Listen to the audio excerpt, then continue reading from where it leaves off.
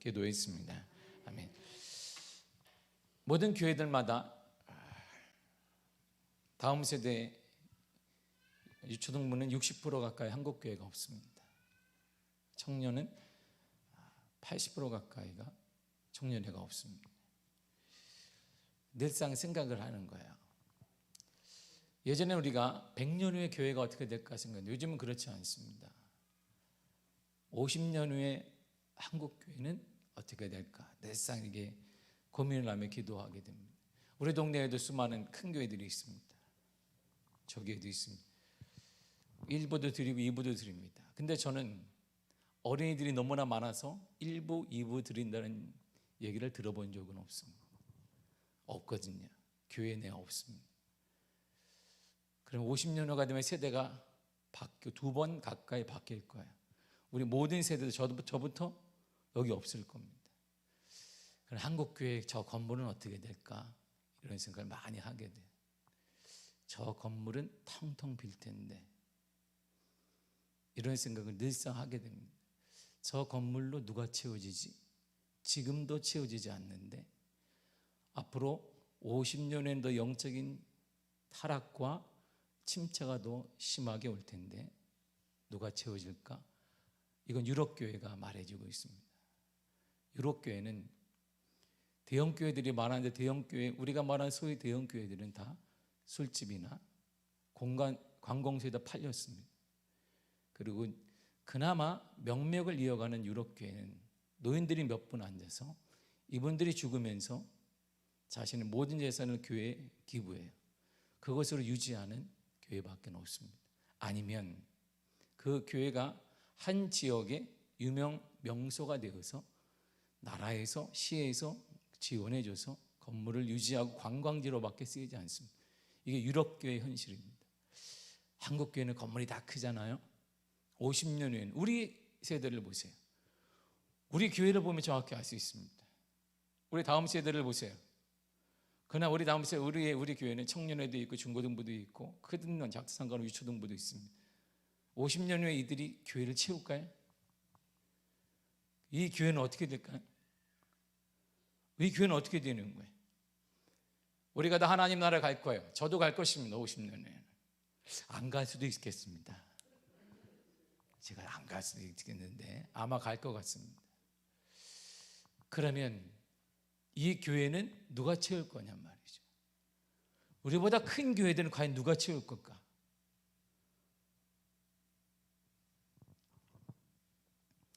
여러 가지 많은 생각과 고민이 많습니다. 가장 그래서 확실한 투자는 건물이 아니라 사람밖에 없어요. 사람에게 투자하면 답은 나오게 되어 있습니다. 크든 작든 그들이 교회를 변화시키고 교계를 변화시키고 민족을 변화시킬 것이기 때문에 우리의 사고를 다 바꿔야 합니다. 우리의 사고가 바뀌지 않으면 50년 후의 미화교회는 과연 누가 채울 건가? 이것이 그대로 와요. 우리 중고등학생들이 유치원부 아이들이 50년 후에는 몇 살이 되냐면 중장년이 됩니다. 이들의 모습 보세요. 다른 교회가 큰 차이 있을까요? 큰 차이 없습니다. 그 큰 건물들은 좀 누가 채울까? 그 큰 건물들은 어떻게 유지할까? 이제 교회의 승부는 사람에게 있습니다. 믿음의 사람을 키워내는 교회만이 살아남을 것입니다. 믿음의 사람을 키워내고 믿음의 사람이 훈련되는 교회만이 살아남습니다. 가정도 마찬가지고 우리도 마찬가지입니다. 믿음의 사람만이 살아남습니다. 믿음의 사람만이 하나님의 은혜를 받으면 하나님의 역사를 받으면 하나님의 기적을 경험하게 되는 것입니다. 건물이 아닙니다. 더 이상 이 시대는 지났습니다. 이제 우리의 자랑은 사람이 되어야 되고 믿음의 사람을 키워내는 교회, 믿음의 사람을 양육하는 교회, 믿음으로 길러진 사람들이 민족을 바꾸는 교회, 믿음으로 길러진 사람들이 이들이 교회를 바꾸는 교회, 이들의 사회에 영향을 끼치는 교회가 될 때 참다운 교회가 참바심새가 아니라 교회가 존경받는 세상이 올 것입니다. 오늘날 교회는 참바심새가 되어버렸습니다. 세상도 우리는 사람들이 넌저리를 떱니다. 그러한 시대가 아니라 교회가 존경받는 세상이 되어 있으면 건물이 아니라 교회의 믿음의 사람, 믿음의 용사, 하나님이 말씀하신 다윗 같은 다니엘 같은 순전한 믿음을 가진 사람, 믿음으로 하나님의 땅을 점령하는 아브라함과 같은 사람, 모세와 같은 사람, 여호수아 같은 사람을 길러낼 때 우리 교회는 이 땅에 존경받는 교회로 자리하게 될 것이고, 우리 미아교회가 그 교회 역할을 감당하게 될 것입니다. 그러므로 이제 2022년 맞아 우리 교회는 부활절 기점으로 해서 우리의 사고를 바꾸지 않으면 더 이상 우리의 50년 후에 우리 교회는 살아남을 수가 없어요. 이거는 자명한 사실입니다. 50년 후에 미아교회는 이 땅에서 사라지게 될지도 모른단 말이에요. 아니, 이 지역에 있는 우리게 옥배산로를 뛴 쭉 큰 교회들은 50년 후에 몇 교회나 살아남을 것인가? 장담할 수 있겠는가? 예, 채울 사람이 없는데 한 사람을 키워낼 때 믿음의 사람 한 사람이 10명, 100명을 인도할 수 있고 그들이 교회를 채울 수 있는 것입니다. 여러분, 예수를 믿는다는 것은 다른 말로 표현하면 예수를 영접했다라고 말합니다. 그래서 이렇게 말하면 예수님 믿으십니까? 예수님 영접하셨습니까? 이렇게 우리가 물어요. 받아들인다는 거예요. 그러므로 예수를 믿는 순간 우리는 더 이상 혼자가 아닙니다. 받아들이기 때문에 예수님과 뭐가 시작되면 동행이 시작되는 거예요. 예전에 내가 혼자 살았어요. 내 계획에 따라, 내 판단에 따라, 내 사고에 따라 살았는데 예수를 믿는다는 거, 예수를 받아들인다는 것은 이제 둘이 되는 거예요. 그러니까 둘이 되니까 혼자 결정할 수 없는 거예요. 그때는 내 마음대로 결정하면 끝났습니다. 예수 믿는다는 건 그런 것입니다. 동행하는 누군가가 생기는 거예요. 동행이라는 말을 좀 더 진지하게 생각해 본다면 누구나 동행을 시작할 수 있습니다. 그런데 그 동행이 지속되는 게 쉽지 않습니다. 누군가 동행을 시작하게 되면 우리는 그 사람을 잘 알아가기 시작합니다. 아, 이런 사람이었구나. 이런 사람이었구나.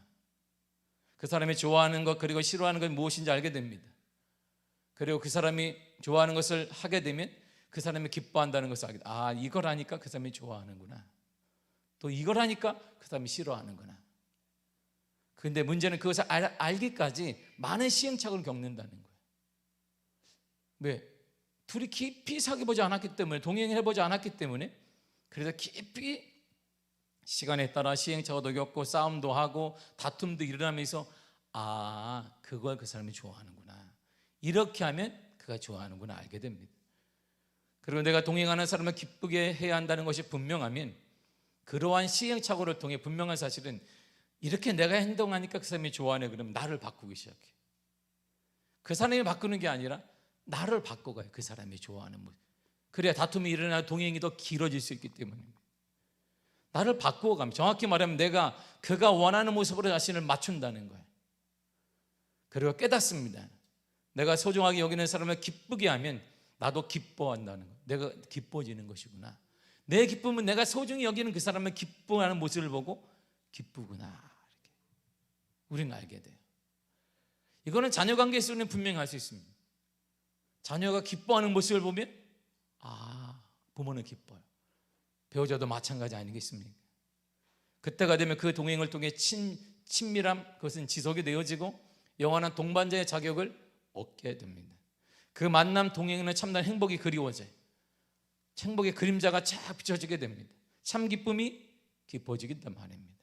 그렇다면 주님과의 동행을 시작했다면 동행을 통해 어떻게 주를 기쁘게 할 수 있는가를 우린 고민해야 되는 거예요. 예수를 믿는 게 바로 그것이기 때문에 오늘 본문이 그 얘기를 하고 있는 것입니다. 10절을 나가시겠습니다. 시작. 주를 기쁘시게 할 것이 무엇인가 생각하여 보라. 시험해 보라는 거야. 뭘 시험해 보라? 주를 기쁘시게 할 것이 무엇인지 시험해 보라는 거예요. 테스트해라 이런 말입니다. 가만히 있지 말란 말입니다. 주님이 기뻐하는 게 무엇인지 시험해 보라는 것입니다. 해보라는 것입니다. 종종 우리가 등장하는 말 가운데 하나가 시험이에요. 시험은 우리가 긍정적으로 쓰이는 단어는 아닌 것 같습니다. 시험해 보라는 말은 아주 중요한 단어입니다.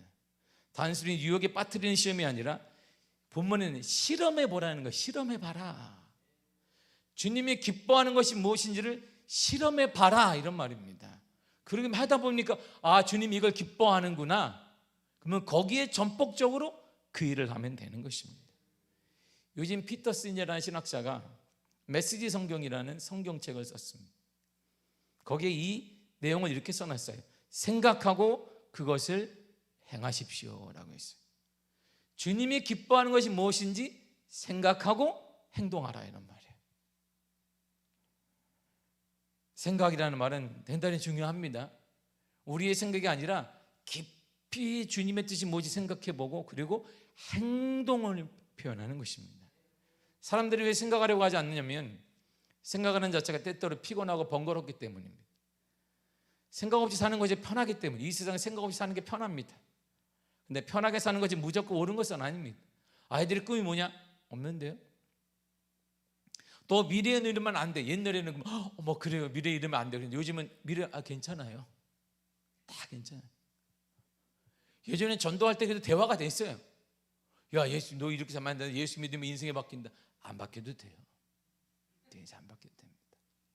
굳이 뭐 이렇게 고달프게 사는 거 원치 않습니다. 뭐 바꾸고 뭐 하는 거 원치 않습니다. 놔두세요. 놔둬요. 그래서 이 대화가 찾기가 힘들어요. 이게 예전에 나가게 되면 예수 믿으세요 하면 예수 믿으려면 이런 변화가, 예수 믿으면 그런 축복을 누리고, 우리 시대에 통했는데 애들은 축복 필요 없습니다. 그냥 평안합니다. 지금 너 이러면 미래가 소망이 없잖니. 미래 괜찮습니다. 당장 편하니까 괜찮습니다. 세대가 바뀌었어요. 편하게 사는 것이 이렇게 딱 맞아요. 신앙이란 우리가 원하는 것을 하나님께 맞추는 것이 아닙니다. 내가 원하는 것을 하나님께서 맞춰주시길 원합니다. 주님, 내가 1번을 원하니까 하나님이 1번을 오시옵소서. 이게 신앙이 아니에요. 하나님이 원하시는 것이 무엇인지 우리가 알고 맞춰가는 것입니다. 하나님이 원하시는 일에 실수가 없다는 것을 내가 아는 거예요. 하나님이 원하시는 것에 나는 실수가 없다는 사실을 우리가 믿을 때 하나님이 기뻐하는 일이 우리 삶에 기쁨이 된다는 것을 알게 되는 것입니다. 사도 바울이 에베소에 있는 교인들에게 편지를 썼습니다. 본문이에요. 근데 그들은 명확한 기준이 없어요. 그들에게 오늘날처럼 성경이 있는 게 아니에요. 신약 성경이 없잖아요. 그러니까 하나님의 기뻐하는 게 무엇인지 그들은 삶의 과정을 통해 경험하는 거예요. 삶을 통해 경험할 수밖에 없어요. 오늘처럼 바이블이 있는 것도 아니고 기준점이 있는 것도 아니고 성경에 말하는 게 아니니까, 성경 자체가 없으니까 주님의 기뻐하는 것을 삶을 통해 그들은 경험하기 시작했습니다. 오늘 우리에게는 다양한 지식과 경험과 모든 수단들이 많이 있습니다. 우리는 책으로 신앙생활하는 사람, 그래서 우리에게는 가장 약점이 뭐냐면 책으로 신앙생활을 하는 거예요. 삶으로 신앙생활하는 게 아니라 책으로 신앙생활을 하는 거예요. 아버지에 대해서 우리가 얘기할 때 강의할 수 있습니다. 아버지란 XY 염소 중에 X를 주는 사람으로, 예전에는 가장을 책임졌으나 지금은 그러한 책임감을 와이프와 엄마, 어머니와 함께 나누고 가사일도 함께 하며, 가사일을 하지 않을 시 엄마에게 잔소리를 듣는 사람, 뭐 이렇게 한단 말이에요. 누구나 얘기가 강의할 수 있습니다. 근데 아버지를 어릴 때 이뤄서 경험해 본 적은 없는 거예요. 우린 누구나 하나님을 얘기할 수 있습니다. 우리의 최대 장점이 뭐냐면 성경을 통해 안 거예요. 글을 통해 안 거예요. 그러니까 삶 속에서 우리가 진짜 어려움이 딱 닥칠 때 그분의 생각이 안 나는 거예요. 예수는 나의 왕, 예수는 나의 소망, 예수는 나의 피난처, 예수만이 나의 인생을 변화시킨다는 그런 믿음이 없는 것이 삶을 통해 배우지 않았기 때문입니다. 에베소 교회의 특징은 이들은 기준점은 없어요. 그런데 삶을 통해 주를 알았습니다. 우리는 우리의 삶에서 주님을 기쁘시게 하는 일이 무엇인지 경험하는 과정을 통해 배워야 합니다. 여러분의 삶을 통해 주님이 기뻐하는 것이 무엇인지 배워야 돼요. 지식이 아니라 삶을 통해 배워야 돼요. 그래서 신앙은 삶입니다. 동행을 위한 중요한 전제가 하나 있습니다. 누가복음 2장 41절과 44절을 보게 되면 중요한 내용이 거기 나와요. 함께 읽겠습니다. 시작. 그의 부모가 해마다 6월절이 되면 예루살렘으로 가더니 예수께서 12살 되었을 때에 그들이 이 절기의 갈래를 따라 올라갔다가 그 날들을 마치고 돌아갈 때에 아이 예수는 예루살렘에 머무셨더라. 그 부모는 이를 알지 못하고 동행 중에 있는 줄로 생각하고 하룻길을 간 후 친족과 아는 자 중에서 찾되. 아멘. 유대인 남자 아이들은 12살이 되면 율법의 아들로 불립니다. 스스로 하나님에게 매우 준수한 책임을 그때 갖는 거예요. 우리가 말하면 영적 성인식을 갖는 것입니다. 태어나서 할례를 받고 12살이 될 때까지는 어린아이로 부모님의 신앙을 물려받고 신앙에 따라 생활을 합니다. 근데 12살 이후부터는 청소년기로 접어들면서 자신의 믿음과 열정으로 율법을 스스로 배우고 터득하게 되고 그리고 신앙을 고백하게 됩니다.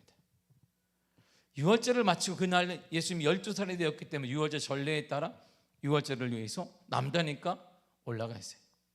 내려오는 길에 예수님의 부모는 동행 중에 예수님께서 함께 계신 줄을 알고 하룻길을 갔습니다. 이거 대단히 이게 성경의 미스터리예요.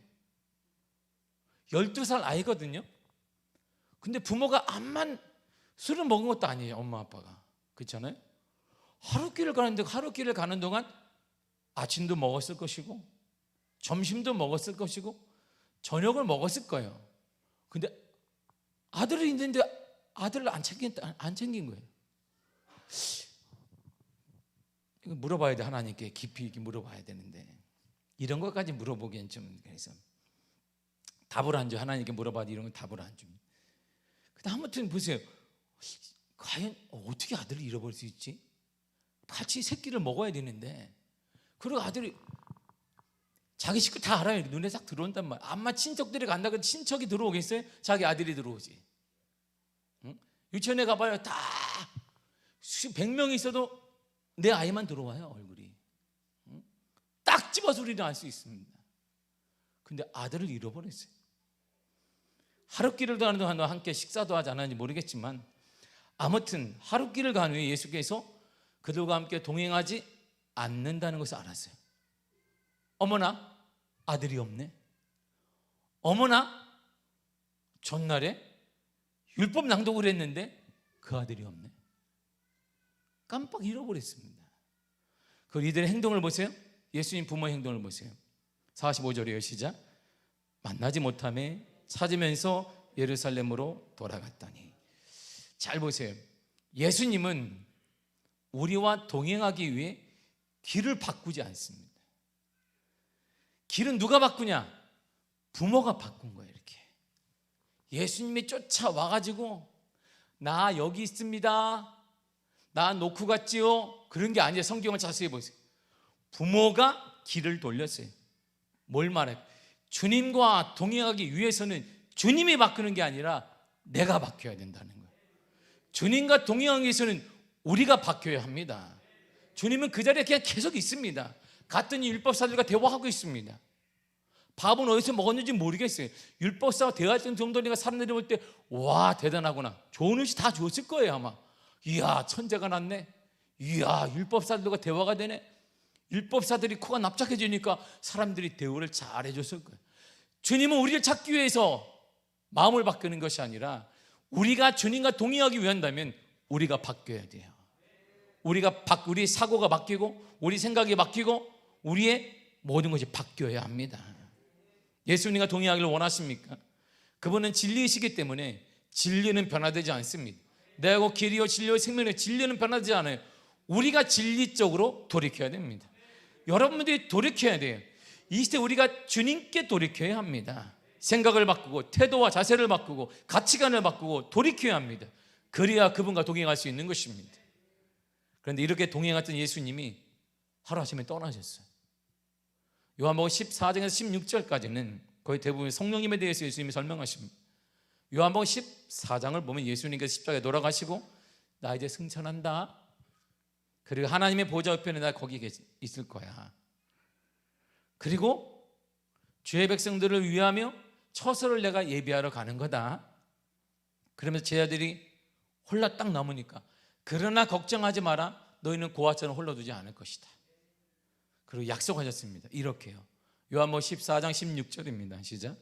내가 아버지께 구하겠으니 그가 또 다른 보혜사를 너희에게 주사 영원토록 너희와 함께 있게 하리니. 아멘. 보세요. 또 다른 보혜사, 나도 보혜사인데 또 다른 보혜사를 너희에게 줄 것이다. 즉 성령님 우리가 함께 하신다고 하십니다. 나는 떠나지만 성령이 너희와 함께 하실 것이다. 그분은 어디에 그럼 그분은 어디 계시는데? 주님 그분은 어디 계십니까? 그분은 여기 있다. 17절이에요. 시작. 그는 진리의 영이라 세상은 능히 그를 받지 못하나니 이는 그를 보지도 못하고 알지도 못함이라. 그러나 너희는 그를 아나니 그는 너희와 함께 거하심이요 또 너희 속에 계시겠습니다. 아멘.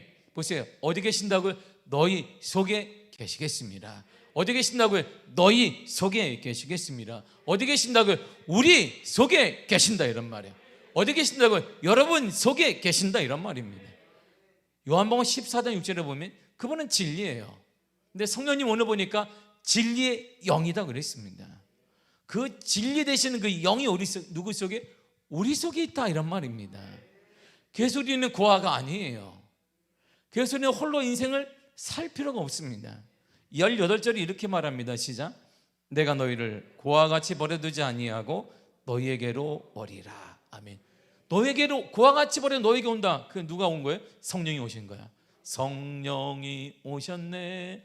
성령이 오셨네. 내 주에 보내신 성령이 오셨네. 우리 인생 가운데 친히 찾아오셔서 그 나라 꿈꾸게 하시네. 성령이 오신 거야. 성령이.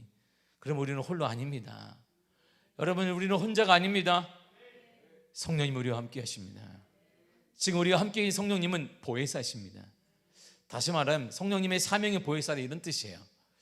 보혜사란 파라클레오인데 성령님의 보혜사란 명칭으로 쓰인 거 요한복음 14장에서 16장까지 4번 쓰였습니다. 파라 이 뜻이 뭐냐면 가까이 붙어서 이런 뜻이에요.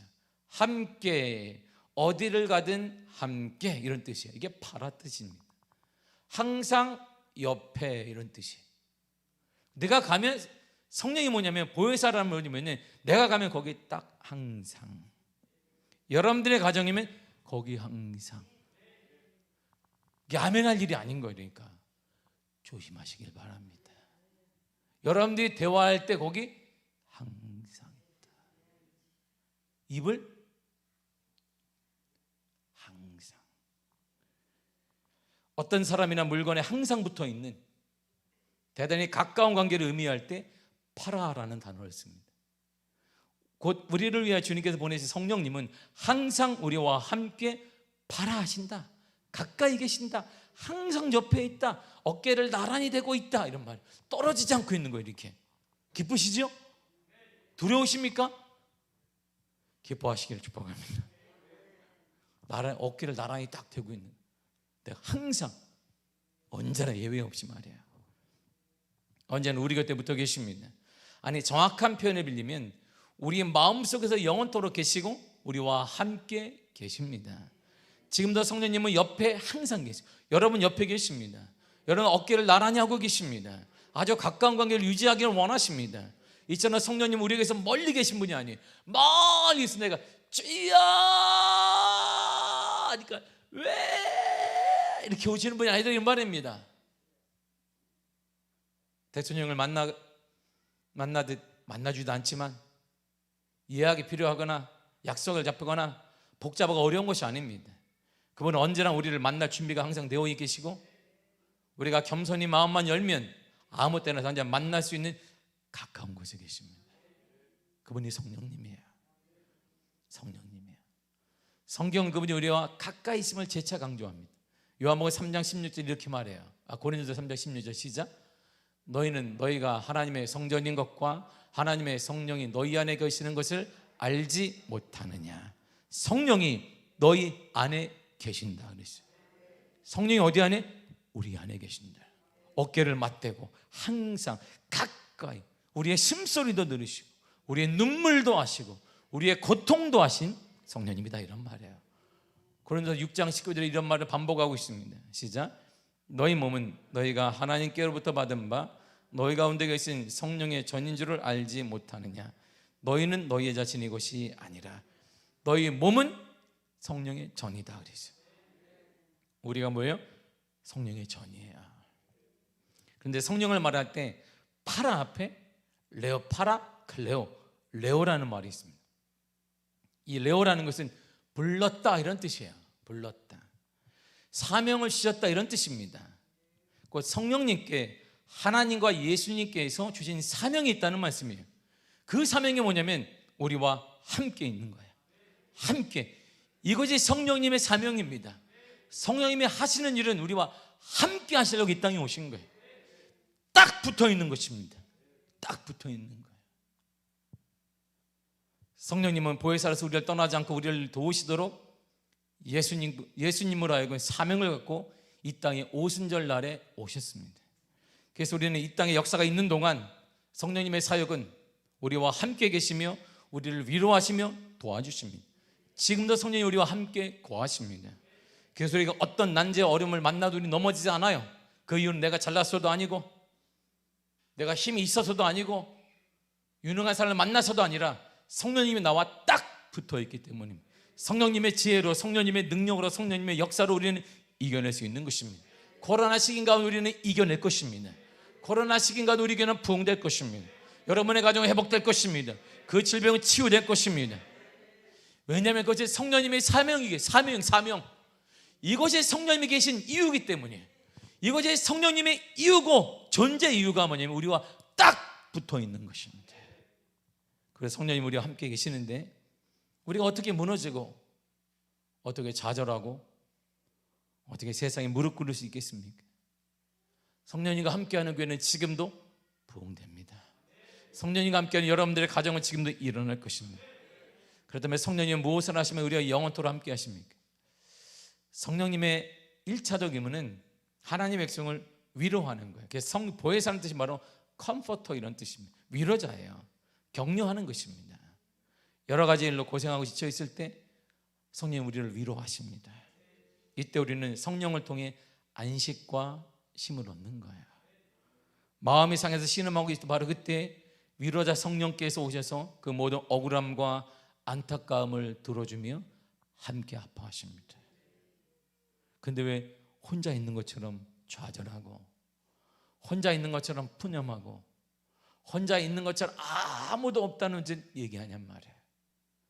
그분의 존재 이유는 나와 함께하기 위해서 오신 거예요.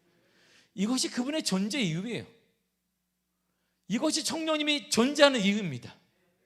나를 위로하시고 힘을 주시며 나와 동행하시고 어깨를 맞대고 계시며 항상 가까이 계신 것이 성령님의 존재 이유입니다.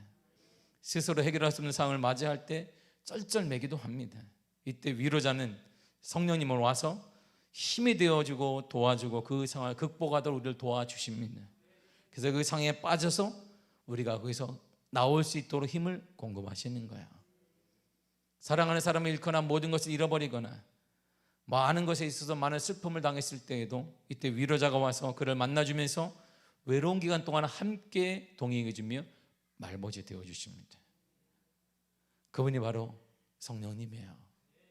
또한 이 성령님은 변호해 주시는데 보혜사라는 파라클레오는 원뜻에는 법적인 뜻이 있습니다. 바로 그것이 변호사라는 뜻이 있어요. 감옥에 갇혀 사형을 받을 수밖에 없는 불가능한 죄인에게 어느 날 갑자기 의로운 분이 나타나서 모든 빚을 청산해주고 그를 위해 무죄임을 변론해주는 그러한 변호사, 바로 그 뜻이 보혜사이십니다. 그분은 또한 상담자예요. 매사에 어려운 일일 때마다 가장 좋은 길을 상담해 줍니다. 그러므로 성령의 사람이 있으면 그 사람은 상담자가 되는 거예요. 상담 나를 헐뜯는 자가 아닙니다. 힘없는 자에게 성령의 사람은 힘을 공급하고 함께 기도하며 그의 마음을 위로해 주는 사람이 바로 성령의 사람이에요. 성령의 사람은 불을 받거나 넘어지거나 예언하는 그런 사람이 아니라 성령의 사람을 만나게 되면 내 마음속에 있는 모든 것이 위로를 받아요. 그리고 주님께 가까이 가게 됩니다. 주님을 찾게 만들어져요. 이것이 바로 성령의 사람입니다. 우리가 그렇지 못한 이유는 책으로 배웠기 때문이에요. 들어서 배웠기 때문입니다. 삶을 통해 배우지 않았기 때문에 신앙생활을. 따라 성령님의 사명과 소원은 그분은 우리들의 마음속에 충만히 거하시면서 주님의 백성들을 위로해 주십니다. 우리를 변론해 주십니다. 우리 인생을 가장 좋은 길로 상담해 주십니다. 여러분, 이 일을 위해 성령님이 오신 거예요. 이 일 때문에 성령님이 존재하시는 것입니다. 성령님의 존재 이유는 다른 것이 아닙니다. 우리에게 힘을 주시며 위로하시며 변호해 주며 가까이서 우리와 함께 거하시기 위해서 성령님이 계신 거야. 그 성령님을 구하시기를 바랍니다. 그 성령님께 입을 여시기를 바랍니다. 사람을 찾지 말고 성령님께 구하세요. 성령이 오셨네, 성령이 오셨네, 내 주에 보내신 성령이 오셨네. 우리 인생 가운데 친히 찾아오셔서 그 나라 꿈꾸게 하시네. 성령이 오시면 그 나라 꿈꿀 수 있어요. 코로나 팬데믹이라 할지라도, 어떤 어려운 상황이라 할지라도 성령님과 우리가 함께 가기 때문에 하나님의 나라를 꿈꾸시기를 바랍니다. 하나님의 역사의 그 나라를 꿈꾸시길 바랍니다. 부흥의 나라를 꿈꾸시길 바랍니다. 여러분의 가정에 부흥이 있을 것입니다. 여러분의 가정에 삶의 회복이 있을 것입니다. 하나님의 거룩한 역사가 임할 것입니다. 하나님의 위로해 주실 것이에요. 이 큰 위로가 성령을 통해 우리에게 오는 거예요. 그래서 그분이 우리에게 계십니다. 그분을 예수님이 우리에게 보내주신 거예요. 외로워하지 마세요. 그분이 여러분들을 만져주시고 손잡아 주십니다. 그 손잡고 일어나시기를 바랍니다. 주님의 위로가 여러분들 삶에 가득하게 간절히 축복합니다. 이제 우리가 할 일은 이거예요. 10절을 다시 한번 읽겠습니다. 시작. 주를 기쁘시게 할 것이 무엇인지 시험하여 보라. 아멘. 실습하세요. 실행하세요. 무엇을, 주님이 기뻐하는 일이 무엇인지 실행하십시오. 그리고 꺾이지 마세요. 그분이 우리를 도우십니다. 나와 함께하는 그분이 우리를 도와주십니다. 그러니까 절대 좌절하지 마시고 코 빠지지 마시고 오직 할 일은 주님이 기뻐하는 무엇인지를 실행하시길 바랍니다. 주님이 할 수 있도록 힘을 공급하시고 만남도 허락하시며 물질도 허락하시며 환경도 허락하여 주실 것입니다. 주저하지 마세요. 어려운 시기라고 주저하지 마시기를 바랍니다. 성령님이 여러분들에 공급하여 주실 것입니다. 기도하겠습니다. 주님 감사합니다. 주의 은혜 허락하심을 감사드립니다.